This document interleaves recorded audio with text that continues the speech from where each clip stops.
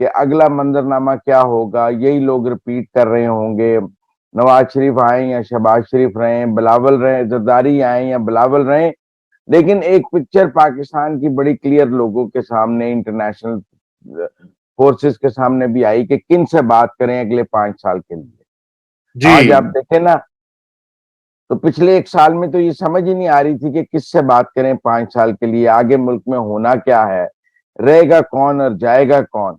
تو اس ابہام سے جو ہم نکلے ہیں اور جو اس کے نتیجے میں اب جسے ہم سیاسی استحکام کہہ رہے ہیں، اگر وہ الیکشن کے بعد کنٹینیو کرتا ہے اور تو مجھے چارٹر آف اکانومی تو پہلی سیٹنگ میں ہی نظر آتا ہے۔ یہ جن اسٹیٹ اونڈ انٹرپرائزز کی بات کی ہے مرزا سولنگی صاحب نے، مجھے نئی اسمبلی کے پہلے ایجنڈے پر یہ چیزیں نظر آتی ہیں اور 1 سال میں ہوتی ہوئی نظر آتی ہیں۔ اب آپ دیکھیں نا پچھلے کچھ 3-4 ماہ میں بھی ہم نے اس پر کام کیا ہے، روزویلٹ ہوٹل پہ کام کیا ہے، کچھ اور چیزوں میں ہم نے اس پر ایسے کام تو کیا۔ سرمایہ کاری کی کونسل بھی بن گئی ہے، اس میں تو ہمارے حافظ صاحب بھی شامل ہیں۔ اچھا نہیں، آپ دیکھیں نا ایک اکنامک کونسل عمران خان صاحب نے بھی بنائی تھی، اس میں باجوہ صاحب شامل تھے۔ جی میرا مطلب ہے یہ پہلی دفعہ تو نہیں ہے۔ اب جب آپ ایک سپیس کسی ایک ادارے کو دے دیتے ہیں اور وہ سپیس وہ ادارہ لے لیتا ہے تو اس سے واپس چھیننا وہ سپیس بڑا مشکل ہو جاتا ہے، اس میں دھنگا پشتی ہو جاتی ہے۔ اب ہماری جوڈیشری نے بھی جو سپیس لے لی ہے نہیں، لیکن دیکھیں نا واپس خان صاحب کرن تے غلط ہے، اے کرن تے صحیح ہے، اے تو کوئی گل نہیں ہوئی مزمل صاحب۔ نہیں، بات یہ ہے کہ آپ نے جب ایک ادارے، بات خان صاحب کے یا ان کے کرنے کی نہیں ہے، سوال یہ ہے کہ آپ نے کرنے کے آبجیکٹس کیا ہیں۔ خان صاحب وہ کر رہے تھے اپنے مخالفین کو مارنے کے لیے کہ نہیں؟ وہ خان صاحب کی ون پیج تھیوری کا مقصد تو تھا کہ میں نے مار دینا ہے ساروں کو، ان کا ون پیج تھیوری کا مقصد شاید اکنامک سرجری ہو۔ یہ تو آبجیکٹ بھی اور نیت بھی تو کاؤنٹ کرتی ہے نا دونوں چیزوں میں، کہ آپ کس چیز کو کیسے استعمال کر رہے ہیں۔ لیکن آپ نے فوج کو جو کردار پاکستان کی سفارتکاری اور معیشت میں دے دیا ہے، پاکستان کے سب سے بڑے اکنامک سٹیک ہولڈر تو پاکستان کی فوج ہے۔ میں پھر کچھ ایسی باتیں کروں گا کہ آپ کہیں گے مزمل صاحب آپ میرا شو بند کرا دیں گے، پھر مجھے بھی ڈاکٹر عائشہ صدیقہ کی طرح باہر جانا پڑ جائے گا۔ میرا کوئی موڈ ایسا ہے نہیں ابھی، I'm enjoying in Pakistan۔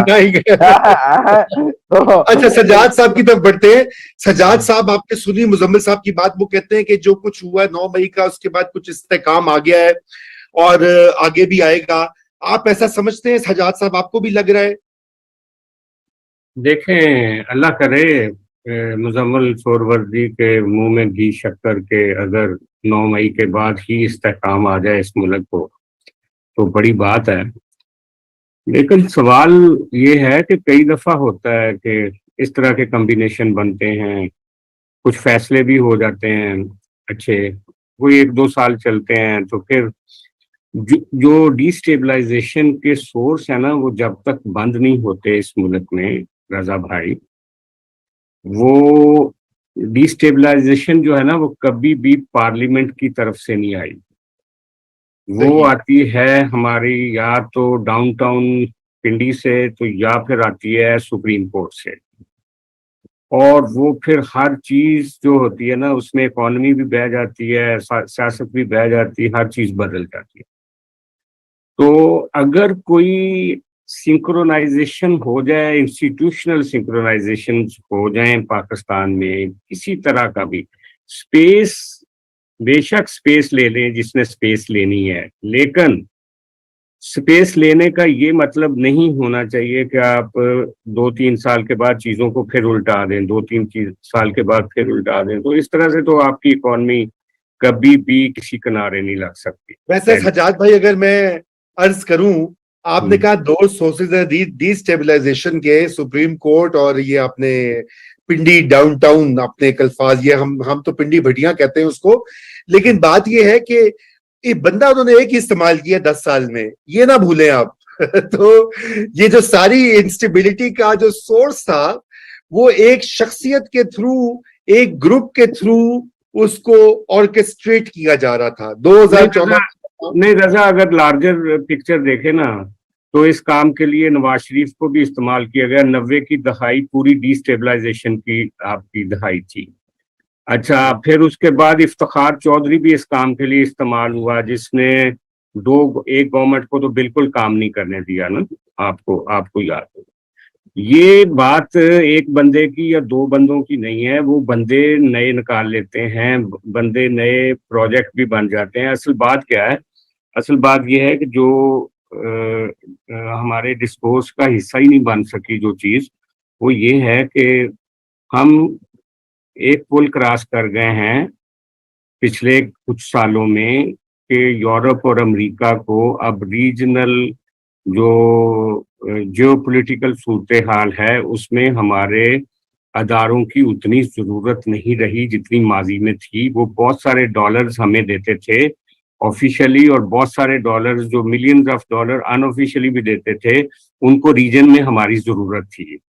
اب چیزیں بدل گئی ہیں. اب جب تک ہم اپنی خود انحصاری, اپنے جو سولنگی صاحب نے کہا کہ جب تک ہم اپنا اکنامک چارٹر نہیں بناتے پاکستانی, اور پاکستان کے نیشنل انٹرسٹ کے اندر نہیں بناتے, تب تک آپ اس سارے معاملات سے نہیں نکل سکتے. اور وہ تب تک پاسبل نہیں ہے جب تک, دیکھیں سیاسی جماعتیں مل بھی جاتی ہیں.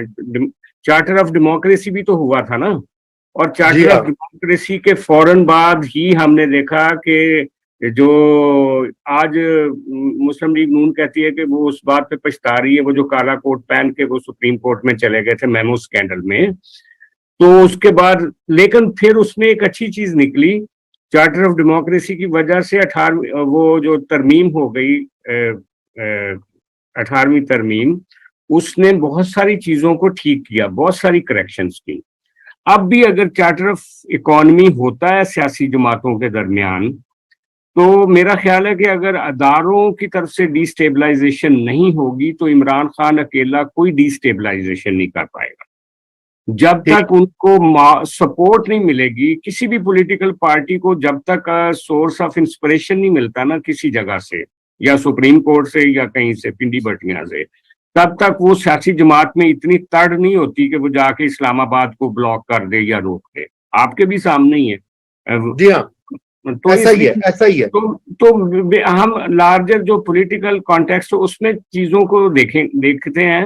اگر وہ ان چیزوں کو کہیں نہ کہیں کوئی سوچ بچار ہے کہ یار اب اس ملک کو ہم نے اس کی نیا کو پار لگانا ہے, اور آرمی چیف صاحب بھی, وزیر اعظم صاحب بھی, چیف جسٹس صاحب بھی, اور ساری پولیٹیکل پارٹیاں, تو نکل جائے گا. ہمارا بڑا پوٹینشیل ہے اس ملک میں, بے شمار پوٹینشیل ہے.